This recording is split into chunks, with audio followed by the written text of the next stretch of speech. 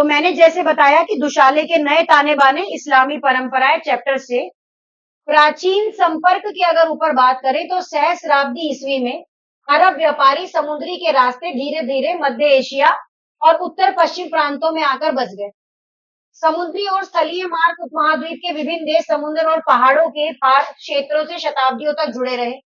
अब यहाँ पर लोगों को क्या देखने को मिला? यहाँ पर लोगों को देखने को मिला इस्लामी प्रभाव। मैंने जैसे अभी अभी बताया कि लोगों को क्या देखने को मिला? इस्लामी प्रभाव देखने को मिला। 7वीं शताब्दी में इस्लाम के उद्भव के बाद भारत के ये समवर्ती देश व्यापक इस्लामी विश्व का क्या बन गए? इतिहास बन गए। मतलब धीरे धीरे भारत के देश जो है वो किस तरफ चलने लगे? इस्लाम की तरफ चलने लगे, इस्लाम के बारे में बातचीत करने लगे। सबसे पहले अगर मैं आपको बात करूं तो शासक कौन होते हैं? जो वहां पर राजा होते हैं या वो राज करते हैं। दूसरा, शासित के धार्मिक विश्वास, जो लोग शासन कर रहे थे अब उनका शासन हो गया। अब उन्हीं के धर्म का क्या चलने लगा? विश्वास चलने लगा। भाई तू रहने दे, तेरे से नहीं हो रहा। तो सबसे पहले अगर आपको समझना है तो आपको समझना पड़ेगा सिंध की विजय के बारे में, जो आपको 711 ईस्वी में दिखती है। अरब सेनापति मोहम्मद बिन कासिम ने सिंध को जीतकर खलीफा के साम्राज्य में मिला लिया।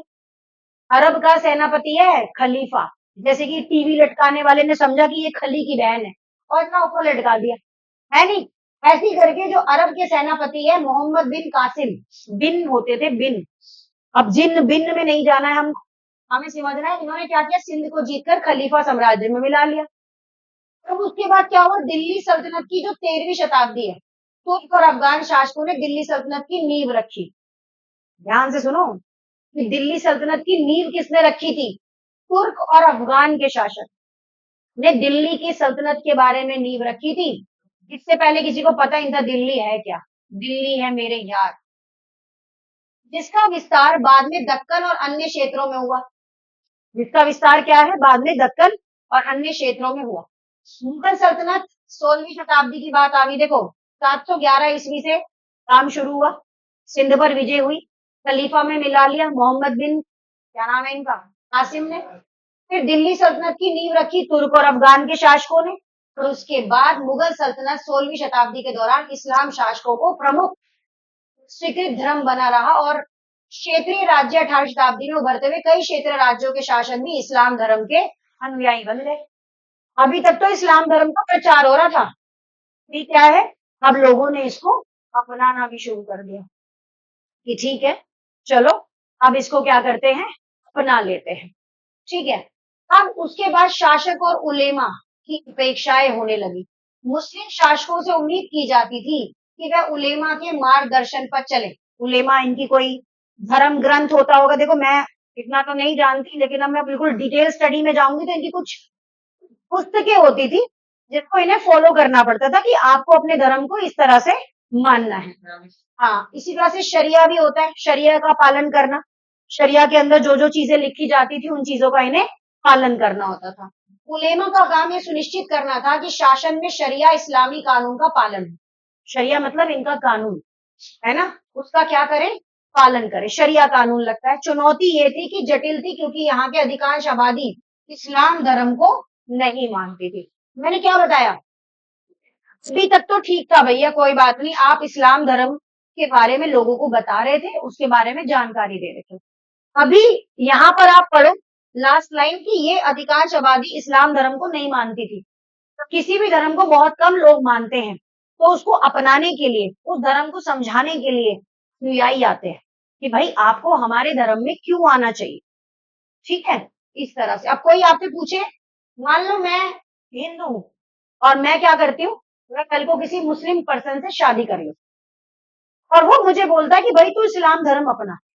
पहली बात तो उसी का चलेगा जिससे शादी होगी, लेकिन फिर भी वो बोलता है ठीक है तू मेरे धर्म को अपना। चलो ठीक है अपना लेंगे, कोई बात नहीं, धर्म ही तो है, भगवान की पूजा करनी है, वो सिंपल सी साधना है, जिसको समझ आ जाए, जिसको नहीं आए वो भटकता ही रहता। अभी यहाँ पर क्या है कि इस्लाम धर्म को नहीं मानते, बहुत सारे लोग नहीं मानते।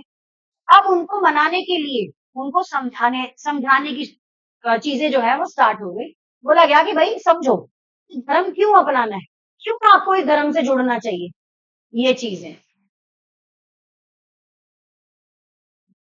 लेकिन हुआ क्या? हुआ उल्टा।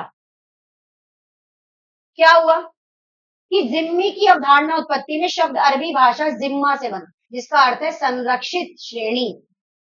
अब हर जगह तो इस्लाम दिख रहे थे, शासक भी इस्लाम आ रहे थे, प्रचार भी धर्म इस्लाम का हो रहा था। तो इस्लामी शासकों के क्षेत्र में जो गैर मुस्लिम थे ना, जिसके अंदर यहूदी और ईसाई आते थे, यहूदी और ईसाई, इस्लामी नहीं, उनको संरक्षण प्राप्त कराया जाता था। उनको बोला क्या, आप यहूदी हो, आप ईसाई हो, आप रहो, कोई दिक्कत नहीं है, लेकिन हम आपको क्या दे रहे हैं? हम आपको सुरक्षा दे रहे हैं। तो उस सुरक्षा के बदले हमें आपसे क्या चाहिए? कर चाहिए। तो इन्होंने एक जजिया कर नाम की चीज निकाली, जजिया बोलते हैं क्योंकि बिंदु लगी हुई है। ये लोग जजिया नामक कर चुकाते थे और बदले में मुस्लिम शासकों द्वारा खुद को संरक्षित किए जाने के अधिकारी बनते थे कि अब हम क्या हैं? अब हम सुरक्षित हैं। भारत में भी इसका विस्तार होने लगा। भारत के अंतर्गत हिंदुओं को भी इसके अंदर क्या कर लिया गया? शामिल कर लिया गया। बोला कि भाई तुम क्या हो, इसके अंदर एड ऑन हो जाओ। शासकों की लचीली नीति मुगल शासकों का दृष्टिकोण भी अब आगे देखने को मिला। मुगल शासक अपने आप को केवल मुसलमानों का ही नहीं बल्कि सभी समुदायों का बादशाह मानते थे। बोलते ठीक है, इस्लाम धर्म है, कोई बात नहीं, लेकिन हमारे अंदर, हमारे अंतर्गत जो भी लोग आते हैं, हम उन सबके लिए राजा हैं। क्या है? सबके लिए राजा हैं। तो उन्होंने धार्मिक सहिष्णुता के लिए उन्होंने काफी किया कि ठीक है, आप जिस भी धर्म के हो आप मानो, कोई बात नहीं, कोई दिक्कत नहीं है, हमें पूजा पाठ करो। अनुदान और छूट भी दी गई। हिंदू, जैन, पारसी, ईसाई, यहूदी सभी को भूमि अनुदान और कर से क्या दे दी गई? छूट छूट दे दी गई। श्रद्धा भाव भी चला कि गैर मुस्लिम धार्मिक नेताओं के प्रति सम्मान भी व्यक्त किया जाएगा। लेकिन ये तब तक ही सही था जब तक अनुदान देने वाले मुगल बादशाहों में अकबर और औरंगजेब भी शामिल थे। ठीक है, चलता रहा, कोई दिक्कत नहीं है। अब बात आई, यहां तक तो सब कुछ ठीक था। इस्लाम का ना लोक प्रचलन होने लगा। क्या होने लगा? लोक प्रचलन। बोला जाने लगा भाई ऐसे काम नहीं चलेगा, क्या करना पड़ेगा? प्रचार करना पड़ेगा, क्योंकि अगर हमारी संख्या कम हो गई तो दिक्कत। और बल्कि इनको तो डरने की जरूरत ही नहीं थी, संख्या तो इन्हीं की थी सबसे ज्यादा, और शासक कौन थे? यही थे। तो इस्लाम प्रसार और प्रभाव याचक पहुंचन में इस्लाम का प्रभाव केवल वर्ग तक ही सीमित नहीं था, विभिन्न समुदाय, किसानों, शिल्पियों, योद्धाओं, व्यापारियों, सामाजिक समुदायों में भी फैल गया। इन्होंने इस्लाम के 5 मुख्य सिद्धांत बताए। इस्लाम धर्म को स्वीकार करने के लिए 5 बातें माननी होंगी। सबसे पहले है तौहीद। तौहीद मतलब क्या होता है? एकेश्वरवाद, मतलब एक ही ईश्वर पे आपको विश्वास रखना पड़ेगा। अल्लाह एकमात्र ईश्वर है, उसके अलावा आप किसी को नहीं मानोगे। हमारे में क्या है? चलो भोले जी नहीं मान रहे तो पार्वती जी की पूजा कर लो, पार्वती जी नहीं मान रहे तो विष्णु जी की पूजा कर लो। लेकिन हमारे में भी यही है कि भगवान एक है, उनके रूप अनेक है, तो इसलिए किसी एक पे विश्वास रखो। ये दुनिया ऐसी है कि अगर उसका एक भगवान से काम नहीं होता तो बदल देती है उसे। दुनिया तो कुछ भी कर सकती है। फिर है रिसालत। रिसालत का मतलब क्या होता है? पैगंबर मोहम्मद उनके दूत, चाहत जिसे बोलते हैं। फिर आता है नमाज। नमाज मतलब दिन में 5 बार नमाज पढ़ी जानी चाहिए। पहले पूरे दिन में 24 बार या इससे ज्यादा बार पढ़ी जाती थी, लेकिन धीरे धीरे करके 5 टाइम आगे, स्टाइल ऑफ वर्किंग को देखकर कि भाई लोग किस तरह से। फिर है जकात। जकात का मतलब क्या होता है? गरीब और जरूरतमंदों को खैरात दान बांटना चाहिए। रोजा और हज। रमजान के महीने को रोजा और हज के लिए मक्का जाना चाहिए। ये एक मुसलमान के लिए अनिवार्य कर दिया कि अगर आप मुसलमान धर्म में आते हो तो आपको तौहीद और रिसालत, नमाज, जकात और खैरात, रोजा और हज, ये सारे काम आपको करने पड़ेंगे। ये वाली चीज इतनी मैंडेटरी नहीं है क्योंकि यहाँ पर लोगों का जाना इतना आसान नहीं होता, मुश्किल होता है। ठीक है ना?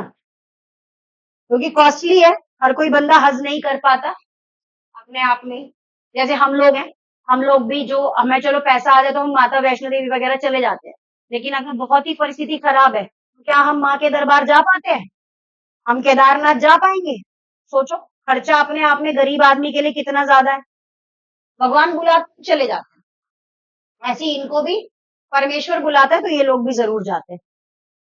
स्थानीय लोकचार और विविधता, सांप्रदायिक और क्षेत्रीय भिन्नता भी देखने को मिली। जैसे कि क्या, यहाँ पर दो तरह की सांप्रदायिकता देखने को मिली। एक तो मिले शिया और एक मिले सुन्नी। एक मिले शिया और एक सुन्नी। परंपराओं के कारण धर्म परिवर्तन के लोगों के व्यवहार में विभिन्नता थी। शिया और सुन्नी दो तरह के कम्युनिटी इनके यहाँ पर देखने को मिली। जैसे कि खोजों में इस्लामी शिया समुदाय, इन्होंने कुरान के विचारों को अभिव्यक्त करने के लिए देशी साहित्यिक विद्या का सहारा लिया।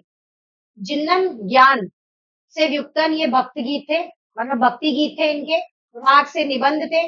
पंजाबी, मुल्तानी, सिंधी, हिंदी, गुजराती दैनिक प्रार्थना के दौरान इन्हें क्या करा जाता था, गाया जाता था। मुल्तानी भी बोलते थे मुस्लिम, ऐसा नहीं है कि नहीं बोलते थे। उसके बाद बात करें तो मालाबार तट के मुस्लिम व्यापारी स्थानीय भाषा का इस्तेमाल करते थे। केरल के मालाबार तट के किनारे बसे अरब मुस्लिम व्यापारियों ने स्थानीय मलयालम भाषा को अपना लिया। जो केरल के पास जो बसे हुए थे वो कौन से थे, वो थे आपके मुस्लिम व्यापारी मालाबार तट के पास, स्थानीय मुसलमान जिनकी भाषा मलयालम। स्थानीय सामाजिक प्रथाएं, उन्होंने भाषा के साथ साथ स्थानीय आचारों जैसे कि मातृ कुलीनता, मातृ ग्रहता को भी अपना लिया। मतलब वहीं पर रहने लग गए, वहीं की भाषा को इन्होंने क्या करा, अपना लिया। जटिल मिश्रण क्या है यहाँ पे कि धर्म के स्थानीय आचारों के साथ जटिल मिश्रण का सबसे अच्छा उदाहरण मस्जिदों की स्थापना करना। मस्जिदों के कुछ संबंधी तत्व पूरी दुनिया में एक जैसे सार्वभौमिक क्या होते गए, चलते चले गए। अब बात लोगों की क्या आती है, सॉरी, अब बात लोगों की आई मक्का की तरफ, ओरिएंटेशन बढ़ गया इनका। मस्जिदों का निर्माण इस तरह से किया गया कि उसका रुख मक्का की तरफ होना चाहिए। मक्का की दिशा का निर्धारण मुख्य रूप से मेहराब की प्रार्थना, अल्लाह ताला होना चाहिए यहाँ पे। मिंबर, व्यासपीठ, प्रवचन मंच की स्थापना से होता था। सार्वभौमिक तत्वों के बावजूद मस्जिदों में कई स्थानीय अंतर थे। छत का आकार, निर्माण, इस्तेमाल होने वाला सबका समान रहता था कि अगर मस्जिद की छत बनेगी तो ऐसी, अभी आप गुरुद्वारे देख लो, सबका गुम्बद क्या होता है, एक जैसा होता है। मस्जिदों की सार्वभौमिकता के ऊपर बात करें तो यहाँ पर मस्जिदों का रुख यही सेम चीज है, काट दो इसे। हिंदू और मुसलमान शब्दों का इतिहास देर प्रचलन है कि 8वीं से 14वीं शताब्दी के बीच इन शब्दों का धार्मिक समुदायों के लिए कोई निश्चित या व्यापक चलन नहीं था। धीरे धीरे इनको निर्धारित किया गया और बोला गया कि ये हिंदू है, ये मुसलमान है, इस तरीके से, वरना पहले ऐसा कुछ भी नहीं था। उसके बाद यहाँ पर अलग अलग नामकरण के प्रवासी आए। तुर्की से आए मुसलमानों को संस्कृत ग्रंथों और अभिलेख से तुर्कश कहा गया। तुर्की से मुसलमान आए और संस्कृत ग्रंथों में, उनके अभिलेखों में उन्हें तुर्शक कहा गया। ताजिक व पारसिक, ताजिकिस्तान के लोगों को ताजिक और फारस ईरान के लोगों को पारसिक नाम से संबोधित किया गया। ये एमसीक्यू में पूछा जाता है। ये जो छोटे छोटे पॉइंटर्स में मैं इतना फोर्स करके पढ़ा रही हूँ ना, इसका पर्पस ही यही है कि एमसीक्यू में पूछा जाएगा। उसके बाद है शक और यमन। तुर्क और अफगानों को प्राचीन काल के शक और ग्रीक यूनानी लोगों के लिए इस्तेमाल होने वाले यवन शब्द में भी क्या कर दिया गया, जोड़ दिया गया। अब आते हैं मलेच। मलेच शब्द क्या है? मलेच का अर्थ होता है, यह शब्द जिसकी ओर संकेत करता है कि वह भारतीय वर्ण नियम जाति व्यवस्था का पालन नहीं करते थे। ये वो लोग हैं जिन्होंने अपने आप को बिल्कुल अलग से तैयार कर लिया, वो मलेच हैं। ये किसी भी जाति व्यवस्था में काउंट नहीं होते। उसके बाद है सूफी मत का विकास, शुरुआती दौर। तो इस्लामी शताब्दियों में धार्मिक और राजनीतिक संस्था के रूप में खिलाफत की ताकत जो है वो बढ़ रही थी। सूफियों का सदस्य खिलाफत के बढ़ते प्रभाव के विरोध को, कुछ आध्यात्मिक लोगों का झुकाव भी दिखा, कुछ लोग वैराग्य की तरफ भी गए। अब रूढ़िवादिता का भी विरोध होने लगा। बोले ठीक है, तुम करो, कोई दिक्कत नहीं है। सूफियों को रूढ़िवाद परिभाषा और धर्मचार्यों द्वारा कुरान और सुन्ना पैगंबर के व्यवहार की आलोचना की। मुक्ति का मार्ग दिखाया गया। ईश्वर को पाने के लिए सिर्फ भक्ति की आवश्यकता होती है। ईश्वर जो हमेशा खुश होता है ना, वो भक्ति से खुश होता है। अगर आप किसी भी धर्म से हैं, आपको बस उस ईश्वर की भक्ति करनी है। आपको किसी भी गुरु, किसी भी व्यक्ति की जरूरत नहीं है ईश्वर के पास पहुंचने की। अगर जैसे मैं हूं, मैं अपना एग्जाम्पल देती हूँ। मैं क्या करती हूँ, जैसे कि अब मेरी एज धीरे धीरे बढ़ रही है, तो मैं मेरा ध्यान भी भटकता है, तो मैं अपने दिन में एक टारगेट लेती हूँ अपने लिए। क्या टारगेट लेती हूँ? क्योंकि मुझे अपने सोल पर्पस की तरफ ज्यादा फोकस है। मैं दिन में टारगेट लेती हूँ कि मुझे पूरा दिन ना आज ओम नाम की चैंटिंग करनी है, हर 1 घंटे के बाद या जब भी मेरे को टाइम मिले, और मैं उस टारगेट को पूरा कर देती हूँ। तो ऐसे ही बोला जाता है कि ऊपर वाले को पाने के लिए ना आपको किसी की जरूरत नहीं है, आपको सिर्फ उसकी भक्ति करने की जरूरत है। इंसान ए कामिल, आदर्श मानव, इंसान है। सूफियों ने पैगंबर मोहम्मद को एक नाम दिया, इंसान ए कामिल। इंसान ए कामिल का मतलब क्या होता है? आदर्श मानव बताते हुए उनका अनुसरण करने की सीख दी। ये जो ऊपर वाला आपके पास पैगंबर भेज रहा है ना, ये आपको यही बताने के लिए भेज रहा है कि भाई ऊपर वाले की भक्ति करो, पूजा करो, श्रद्धा रखो। भटक रहे थे लोग, उन्होंने कुरान की व्याख्या की। कुरान की व्याख्या अपने निजी अनुभवों के आधार पर करी है हर किसी ने। कोई भी धर्म की जो किताब होती है ना, वो हमेशा निजी अनुभवों के हिसाब से ही होती है ना? ये चीज है। तो यहाँ तक मुझे लग रहा है कि बहुत अच्छे से समझ आया होगा। यहाँ से हम जो है ना वो कल पढ़ लेंगे। अब तो हम रोज ही पढ़ लेंगे, हिस्ट्री खत्म कर देंगे। ठीक है, क्योंकि पोल साइंस में भी एक रहता है हमारा, 6 मैंने करा ही दिया था, और ये हमारा चैप्टर है। या थोड़ा सा चलो और ही पढ़ लेते हैं, अभी 16 मिनट की क्लास हुई है, कम से कम आधा घंटा तो पढ़े, इतनी जल्दी भी दम नहीं तोड़ना चाहिए। क्वेश्चन है यहाँ पर 6.1 का टॉपिक है कि खानकाह और सिलसिलाए आंदोलन के रूप में क्या मतलब है इस चीज। 11वीं शताब्दी तक आते आते सूफीवाद एक पूर्ण विकसित आंदोलन बन गया था। सूफीवाद क्या था? भगवान की आराधना करना, ऊपर वाले का नाम लेना। इसको सूफीवाद को ही ना जनरली भक्ति आंदोलन के नाम से ज्यादा जाना जाता है। और ये आंदोलन ना हर धर्म में दिखा है, ये नहीं कि ये सिर्फ आपको मुस्लिम धर्म में दिखा, ये हिंदू धर्म का प्रचार करने के लिए भी दिखा। खानकाह का मतलब क्या होता है? संस्थागत रूप से अपने आप को एक संगठित समुदाय में रखना, एक समुदाय में अपने आप को क्या कर लेना, रख लेना, वो खानकाह कहलाता। फारसी शब्द इर्द गिर्द स्थापित करते थे। नियंत्रण, खानकाह का नियंत्रण शेख अरबी पीर मुशर्रिर फारसी के हाथ में होता था। मुरीद और खलीफा की बात करें तो शेख अपने अनुयायियों यानी मुरीदों की भर्ती करते थे, अपने वारिस यानी खलीफा की नियुक्ति करते थे। नियम और संबंध की बात करें तो नियम तय करने के साथ साथ वहां रहने वालों के आपसी संबंधों को शेख आम जनता के बीच के रिश्तों की क्या करते थे, सीमा भी तय करते थे कि उनका रिश्ता क्या है और आम जनता का रिश्ता क्या है।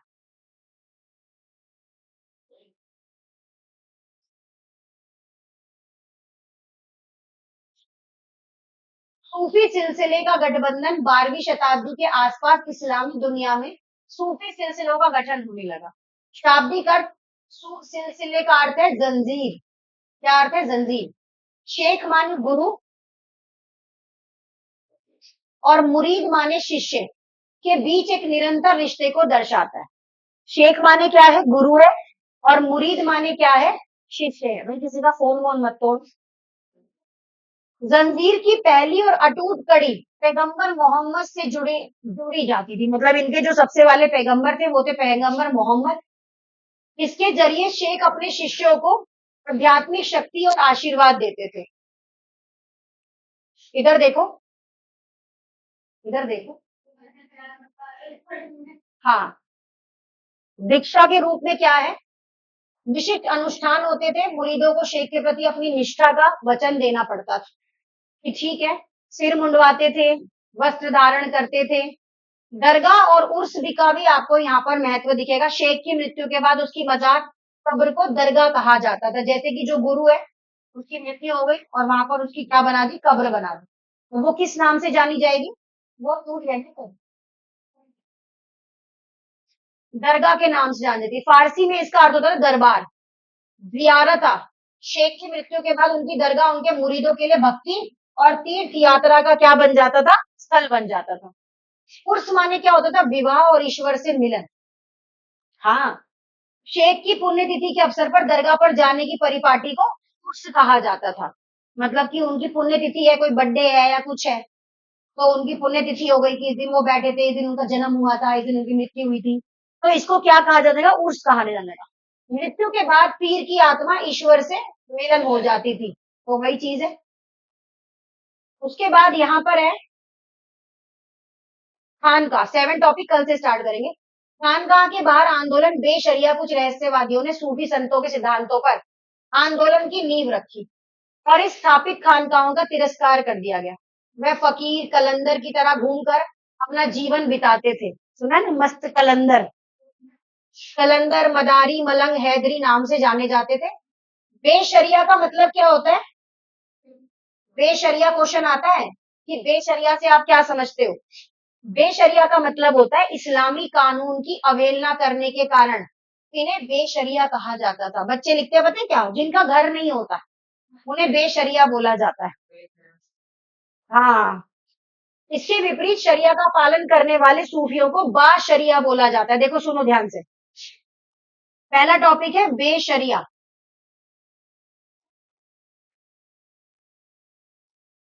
भैया हिंदी सही लिखनी चाहिए, रा है ये। बेशरिया। बेशरिया मतलब जो है, जो इस्लामी कानून की क्या करते हैं? अवहेलना करते हैं। इस्लामी कानून की अवहेलना करने वाले।